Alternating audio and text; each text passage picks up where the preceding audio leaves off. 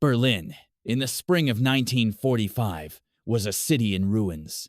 The war that had raged across Europe for 6 long years had left its mark on every street, every building, every soul. The once grand boulevards were now fields of rubble. The Brandenburg Gate, battered but still standing, looked out over a landscape of broken stone and shattered glass. The air was thick with dust and the memory of fire.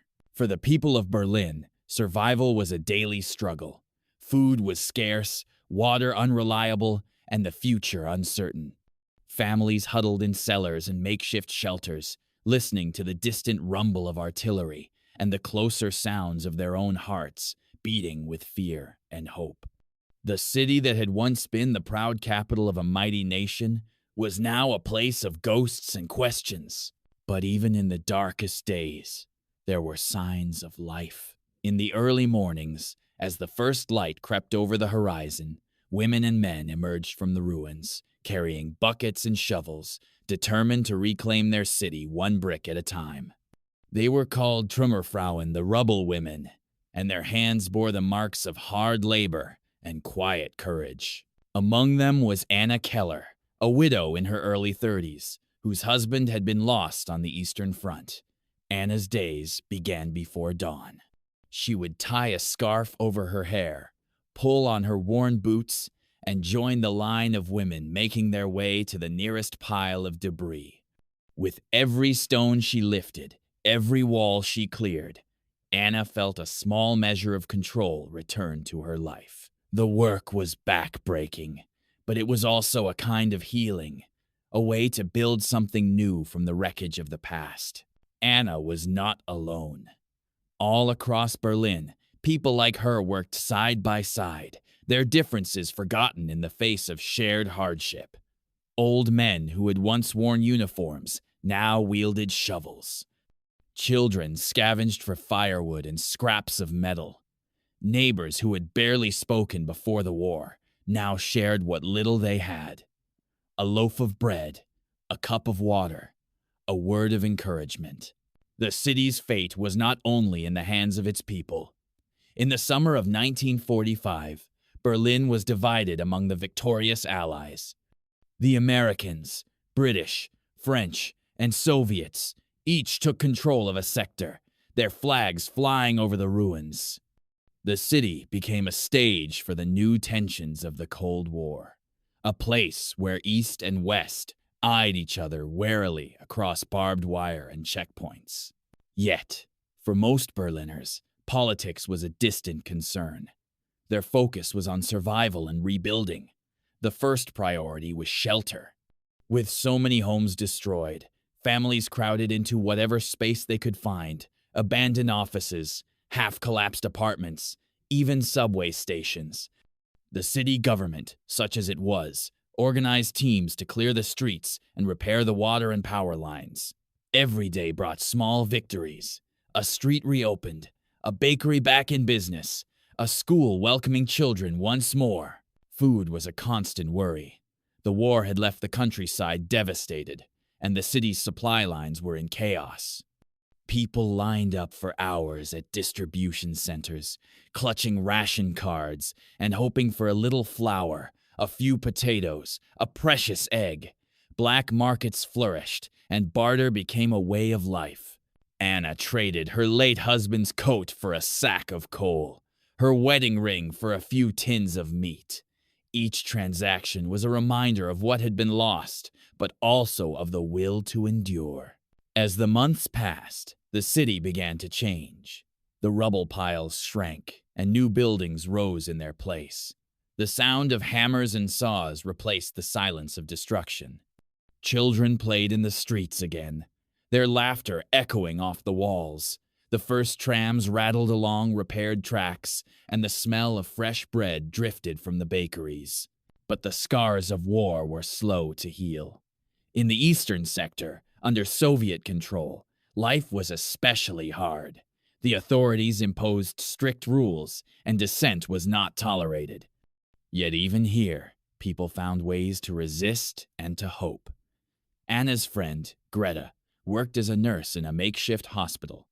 She saw the worst of the suffering, but also the best of human kindness.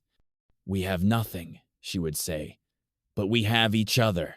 If you're enjoying this story, don't forget to like and subscribe for more stories that bring history's greatest mysteries to life. In the Western sectors, the mood was different. The Americans and British brought supplies and aid, determined to show that democracy could offer a better future. In 1948, when the Soviets blockaded West Berlin, cutting off all road and rail access, the city faced its greatest test. For nearly a year, planes from the West C-47s and C-54s, known as Rosenbomber or Raisin Bombers, flew in day and night, bringing food, fuel, and hope. Children watched from the rooftops as the planes swooped low, dropping candy and chocolate attached to tiny parachutes. The Berlin Airlift, as it became known, was a triumph of ingenuity and determination. It showed the world that Berlin would not be abandoned, that its people would not be broken. Anna remembered those days with a mixture of fear and pride. She stood in line for hours to receive her ration, but she also stood with her neighbors, singing songs of hope and defiance. The city was battered, but it was alive. The blockade ended in May of 1949, and Berliners celebrated in the streets. The city was still divided, but the spirit of unity was strong. In the West, new buildings rose quickly, modern, functional, a symbol of progress. In the East, the government built grand avenues and monuments, determined to show the strength of socialism. But the division was more than physical.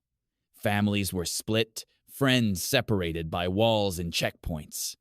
In August of 1961, the East German authorities began building the Berlin Wall, a barrier of concrete and barbed wire that would stand for nearly 3 decades. The city was cut in two, and the world watched in disbelief. For Anna, the wall was a wound that never healed.